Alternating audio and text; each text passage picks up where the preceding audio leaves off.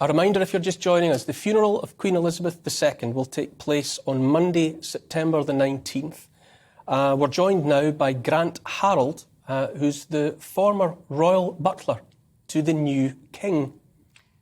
Good evening, Grant. Good to see you. Thank you for joining us. We've seen the public, the formal face of King Charles today, but as someone who knew him in his private life, how do you think he'll be reacting to the monumental changes which are sweeping through his and his family's life now? It's quite something, because I really feel for him, because one hand he's obviously mourning the loss of his mother, and not that long ago his father, and suddenly he's having to undertake the duties as a king, and it's quite difficult, because it's difficult for him to kind of, how do you in front of so many people watching, because the eyes of the world are watching every movement he makes just now, so it's really tricky. But he's a very calm man, and he's very thoughtful, caring.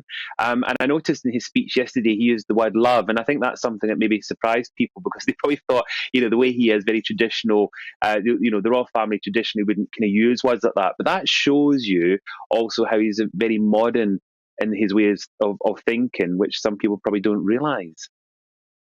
There are so many aspects to this that we have to bear in mind, I suppose. On the one hand, of course, there's private grief. King Charles has lost his mother, but it's all happening for him in the most illuminating and exposing public space, and he also has to deal at the same time with a sudden transition.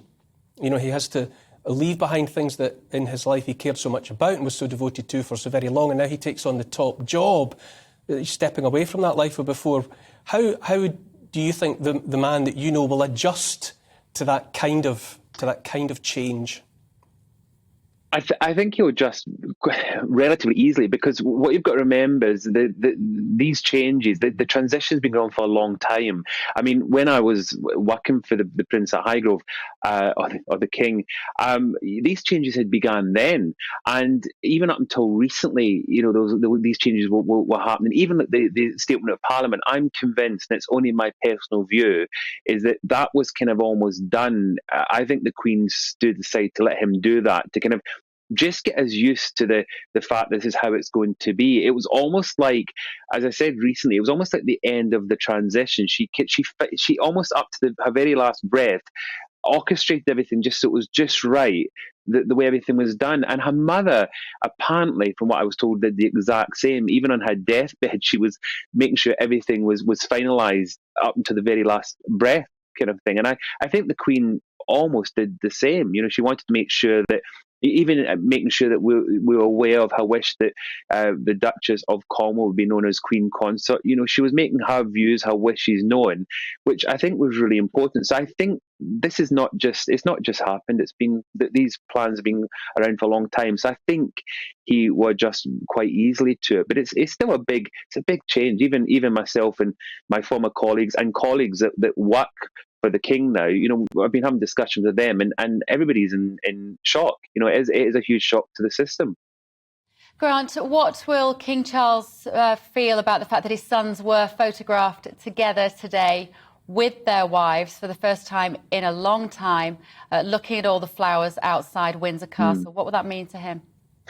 I've got to admit, I find this whole thing quite emotional. I haven't seen the Queen for 4 years, I should quickly mention, but I seem to kind of be finding emotions going through my head when I'm doing the interviews.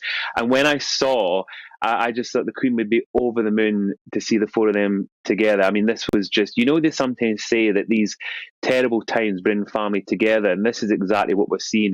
I even put a social media message up to say the Fab Four are reunited, because for the first time in a long time, we're seeing them reunited. And don't forget, King Charles in his speech also kind of almost extended the olive branch yesterday, and now today we're seeing the brothers and their wives together again.